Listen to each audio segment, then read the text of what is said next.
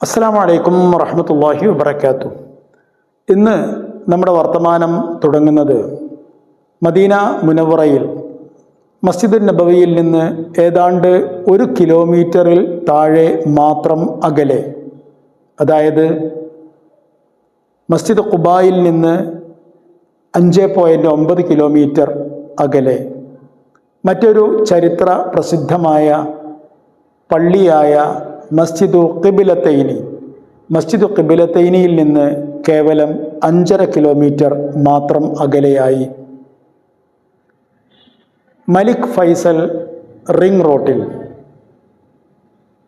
ഒരു 5 നക്ഷത്ര ഹോട്ടലുണ്ട്. ഒരു വലിയ ഹോട്ടൽ സമുച്ചയം. അത് ഉസ്മാൻ ബിൻ അഫ്ഫാൻ റളിയല്ലാഹു അൻഹുവിൻ്റേതാണ്. കേൾക്കുമ്പോൾ അത്ഭുതം തോന്നുന്നുണ്ടാകും.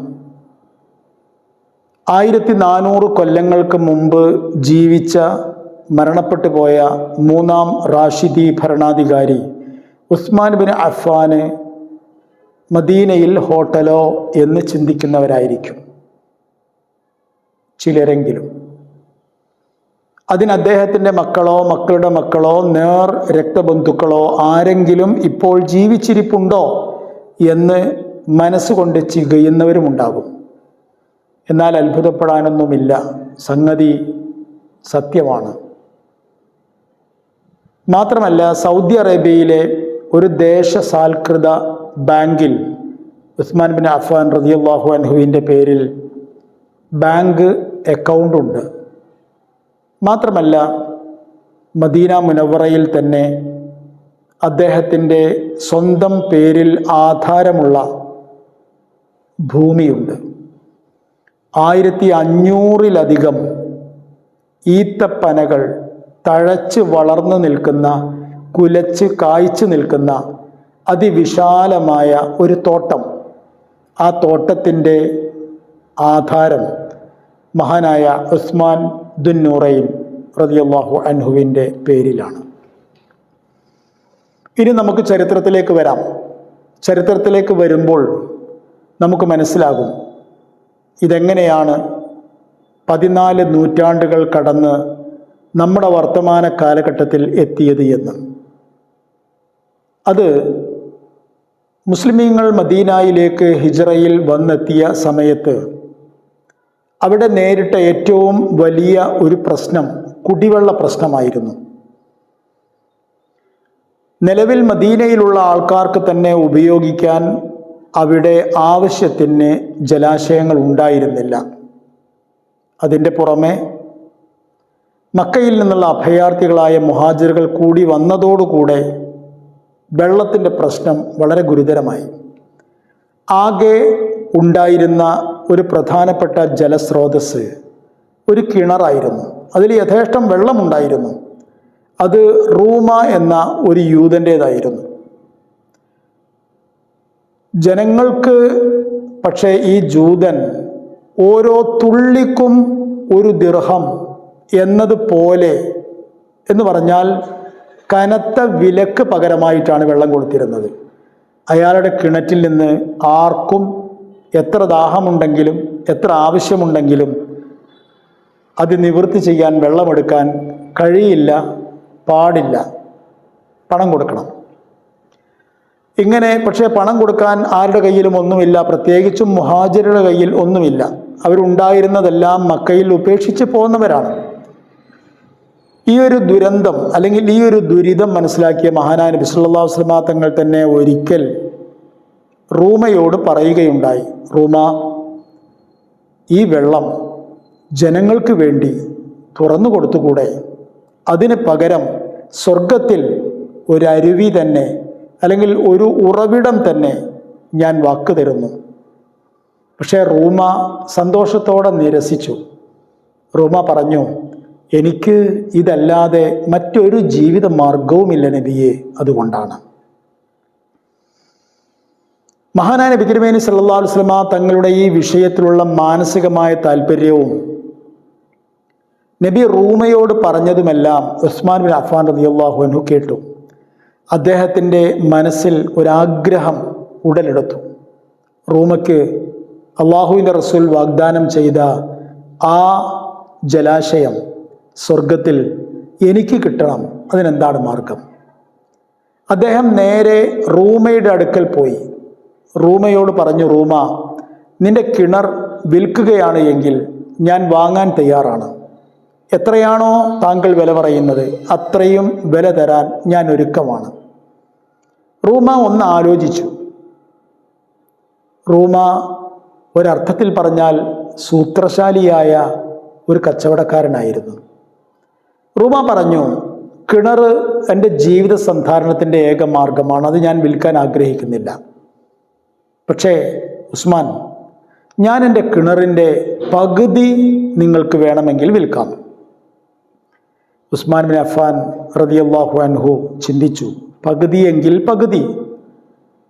പാവപ്പെട്ട മുഅ്മിനീങ്ങൾക്ക് അത്രയെങ്കിലും, അല്ലെങ്കിൽ മദീന നിവാസികൾക്ക് അത്രയെങ്കിലും ആശ്വാസം നൽകുവാൻ എനിക്ക് കഴിയുമല്ലോ. അദ്ദേഹം അങ്ങനെയാണ് ചിന്തിച്ചത്. വലിയ വില കൊടുത്ത്, വിലയെക്കുറിച്ചൊക്കെ അഭിപ്രായ വ്യത്യാസങ്ങളൊക്കെ ചരിത്രങ്ങൾ കാണുന്നുണ്ട്. എന്തായിരുന്നാലും അന്നത്തെ കാലഘട്ടത്തെ സംബന്ധിച്ചിടത്തോളം വളരെ വലിയ ഒരു വില കൊടുത്തുകൊണ്ട് കിണറിൻ്റെ പകുതി ഉസ്മാൻ ബിൻ അഫ്ഫാൻ വാങ്ങി. പകുതി എന്ന് പറഞ്ഞാൽ ഉപയോഗത്തിൻ്റെ പകുതിയാണ് വാങ്ങിയത്. അതായത് ഒരു ദിവസം റൂമ വെള്ളം ഉപയോഗിക്കും. അദ്ദേഹം വിൽക്കുകയോ കുടിക്കുകയോ കുളിക്കുകയോ എന്താണെങ്കിൽ അയാൾക്ക് ചെയ്യാം. പിറ്റേ ദിവസം ഉസ്മാൻ ബിൻ അഫ്ഫാൻ റളിയല്ലാഹു അൻഹുവിനുള്ളതാണ്. അദ്ദേഹത്തിന് വിൽക്കുകയോ കുടിക്കുകയോ കുളിക്കുകയോ എന്തു വേണമെങ്കിലും ചെയ്യാം. റൂമ വിചാരിച്ചിരുന്നത് ഉസ്മാൻ വളരെ സമർത്ഥനായ ഒരു കച്ചവടക്കാരനാണ്. ആയതുകൊണ്ട് കിണറ്റിൻ്റെ പകുതി അയാൾക്ക് കിട്ടിയാൽ അയാൾ വില കൂട്ടി നല്ല വിലക്ക് വെള്ളം വിൽക്കാൻ തുടങ്ങും. അങ്ങനെ വരുമ്പോൾ ആ പേരും പറഞ്ഞ് എനിക്ക് എൻ്റെ വെള്ളത്തിൻ്റെയും വില കൂട്ടാം. ഇതായിരുന്നു റൂമയുടെ മനസ്സിലിരിപ്പ്. തനിക്ക് വില കൂട്ടാനുള്ള അവസരവും കാത്ത് റൂമ ഇങ്ങനെ ഇരിക്കുമ്പോൾ അദ്ദേഹത്തിന് അനുഭവപ്പെട്ടത് നേർ വിപരീതമാണ്. അതായത് തൻ്റെ ദിവസത്തിൽ ആരും വെള്ളം വാങ്ങാൻ വരുന്നില്ല, ആർക്കും വെള്ളമേ വേണ്ട. ഉസ്മാൻ്റെ ദിവസത്തിൽ, ഉസ്മാൻ ബിൻ അഫ്ഫാൻ റളിയല്ലാഹു അൻഹുവിനുള്ള ദിവസത്തിൽ കിണറ്റിൻകരയിൽ വലിയ തിരക്കാണ്. അപ്പോൾ ഇതിൻ്റെ വസ്തുത എന്താണ് എന്ന് അറിയാൻ വേണ്ടി പരിശോധിച്ചപ്പോൾ റൂമക്കൊരു കാര്യം മനസ്സിലായി. ഉസ്മാൻ തൻ്റെ ദിവസത്തിൽ വെള്ളം വിലക്കല്ല വിൽക്കുന്നത്, വെറുതെ കൊടുക്കുകയാണ്. അതുകൊണ്ടാണ് ജനങ്ങളെല്ലാം അന്ന് വെള്ളത്തിന് വരുന്നത്. അന്ന് പിറ്റേ ദിവസത്തേക്ക് കൂടി വേണ്ട വെള്ളം അവർ സംഭരിച്ചു വെക്കുകയാണ്. ഇത് മനസ്സിലാക്കിയ റൂമയ്ക്ക് തൻ്റെ അമളി മനസ്സിലായി. മാത്രമല്ല തൻ്റെ കിണറ്റിൻ്റെ ബാക്കിയുള്ള പകുതി ഇനി ഒന്നിനും കൊള്ളില്ല, ഒന്നിനും ഉപകാരപ്പെടില്ല എന്ന് മനസ്സിലായി. ഇനി അത് വിൽക്കാൻ മാത്രമേ കഴിയൂ. വിൽക്കുകയാണെങ്കിൽ തന്നെ ഉസ്മാൻ ബിൻ അഫ്ഫാൻ അല്ലാത്ത മറ്റൊരാൾ അത് വാങ്ങുകയുമില്ല. ആയതുകൊണ്ട് റൂമ ഉസ്മാൻ ബിൻ അഫ്ഫാൻ റളിയല്ലാഹുവിൻ്റെ അടുക്കലേക്ക് ഇങ്ങോട്ട് വന്നു. എന്നിട്ട് എൻ്റെ കിണറ്റിൻ്റെ ബാക്കി കൂടി താങ്കൾ എടുക്കണമെന്ന് പറഞ്ഞു. പക്ഷേ ഉസ്മാൻ റളിയല്ലാഹു അൻഹുവിൻ്റെ നീയത്ത് വളരെ നല്ല നീയത്തായിരുന്നു. ആയതുകൊണ്ട് സന്തോഷത്തോടെ അദ്ദേഹം 8000 ദിർഹം കൊടുത്ത് പകുതി വാങ്ങി. ആ പകുതി കൂടി വാങ്ങിയതോടുകൂടെ ഈ കിണറ്റിൻ്റെയും ഈ കിണർ നിൽക്കുന്ന ഭൂമിയുടെയും ഉടമ ഉസ്മാൻ ബിൻ അഫ്ഫാൻ റളിയല്ലാഹു അൻഹുവായി. പിന്നെ ഉസ്മാൻ ബിൻ അഫ്ഫാൻ റളിയല്ലാഹുവിൻ്റെ കാലം മുഴുവനും മദീനയുടെ ദാഹം തീർത്തത് ബിർ റൂമയായിരുന്നു. കുറേ കാലം കഴിഞ്ഞു. ഈ കിണർ നിൽക്കുന്ന പരിസരത്തും പ്രദേശത്തും ഈന്തപ്പനകൾ മുളച്ചു പൊന്തി. അവ വളർന്ന് വലുതായി. മാത്രമല്ല ഓരോ കാലഘട്ടത്തിലെയും ഭരണാധികാരികൾ അതൊക്കെ നോക്കുകയും ഉസ്മാൻ ബിൻ അഫ്ഫാനിൻ്റെ മുതൽ, അല്ലെങ്കിൽ ഉസ്മാൻ ബിൻ അഫ്ഫാൻ മുസ്ലിമീങ്ങൾക്ക് വേണ്ടി വഖഫ് ചെയ്ത ഒരു മുതൽ എന്ന നിലക്ക് അതിനെ പരിചരിക്കുകയുണ്ടായി.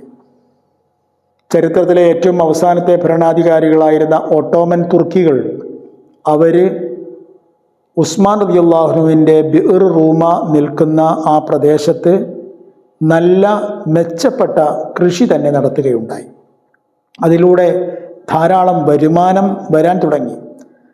ഈന്തപ്പഴം വിൽക്കുമ്പോൾ അത് അതാത് കാലത്തെ ഭരണാധികാരികൾ അതിൻ്റെ പകുതി ഭാഗം പാവപ്പെട്ടവർക്ക്, ദരിദ്രന്മാർക്ക്, അഗതികൾക്ക്, അവശരർക്ക് നൽകും. ബാക്കിയുള്ളത് അവിടെ സൂക്ഷിച്ചു വെക്കും. ആ സ്ഥലത്തിന് വേണ്ടിയും അവിടുത്തെ കൃഷിക്ക് വേണ്ടിയും ഒക്കെ വരുന്ന ചെലവുകൾക്കും മറ്റുമെല്ലാം. പിന്നീട് സൗദി അറേബ്യൻ ഭരണകൂടം നിലവിൽ വന്നപ്പോൾ അവരും ആ കാര്യത്തെ വളരെ ബഹുമാനത്തോടുകൂടെ സ്വീകരിക്കുകയും കൈയാളുകയും ചെയ്തു. ഇപ്പോൾ സൗദി ഗവൺമെൻറ്റിൻ്റെ കീഴിലുള്ള വസാറത്തു സിറാ എന്ന വകുപ്പിൻ്റെ കീഴിലാണ് ബിർ റൂമ എന്ന കിണറും അതിൻ്റെ പരിസരവുമെല്ലാം. പണ്ടത്തേതുപോലെയല്ല. ഇപ്പോൾ 1500-ലധികം വരുന്ന ഈന്തപ്പനകളാണ് ഈ വളപ്പിലുള്ളത്. അത് ഓരോ വർഷവും വലിയ വരുമാനമുണ്ടാക്കി തരുന്നുണ്ട്. ആ വരുമാനത്തിൽ നിന്ന് പകുതി ഭാഗം അശരണരായ പാവപ്പെട്ടവരായ ആൾക്കാർക്ക് സൗദി ഗവൺമെൻറ് നൽകുന്നു. അത് കഴിഞ്ഞ് ബാക്കിയുള്ള തുക മുഴുവനും കൃത്യമായി ഒരു ബാങ്ക് അക്കൗണ്ടിൽ നിക്ഷേപിക്കുകയാണ്. ഇതാണ് വഖഫ് ഉസ്മാൻ ബിൻ അഫ്ഫാൻ റളിയല്ലാഹു അൻഹുവിൻ്റെ വഖഫ് എന്ന പേരിലുള്ള നാം നേരത്തെ പറഞ്ഞ ബാങ്ക് അക്കൗണ്ട്. അപ്പോൾ അത് പിന്നെ വലുതായി വന്നു എന്ന് മാത്രമല്ല, അതിൽ നിന്ന് പണം നന്നായി ബാക്കിയാവുന്നൊരു സാഹചര്യം വന്നപ്പോൾ സൗദി ഗവൺമെൻറ് അതിലെ പണം ഫലപ്രദമായി, പ്രത്യേകിച്ചും മദീന മുനവ്വറ എന്ന് പറഞ്ഞാൽ തീർത്ഥാടക നഗരിയാണ്, ആ തീർത്ഥാടക നഗരിയിൽ നിക്ഷേപിക്കാൻ തന്നെ തീരുമാനിച്ചു. അതിൻ്റെ അടിസ്ഥാനത്തിൽ അവിടെ ഒരു പ്ലോട്ട് വാങ്ങുകയും അവിടെ ഒരു 5 നക്ഷത്ര ഹോട്ടൽ ഉണ്ടാക്കുകയും ചെയ്തു. ആ ഹോട്ടലാണ് ഇപ്പോഴും നമുക്ക് ബോർഡിൽ കാണാൻ കഴിയും, ഫുന്ദുഖ് വഖഫ് ഉസ്മാൻ ബിൻ അഫ്ഫാൻ റളിയല്ലാഹു അൻഹു എന്ന്. ഒരു വർഷം ഇപ്പോൾ 50 മില്യണിലധികം റിയാൽ വരുമാനമുണ്ട് മദീന മുനവ്വറയിൽ മഹാനായ ഉസ്മാൻ ബിൻ അഫ്ഫാൻ റളിയല്ലാഹു അൻഹുവിന്. അസ്സലാമു അലൈക്കും വറഹ്മത്തുള്ളാഹി വബറകാതുഹു.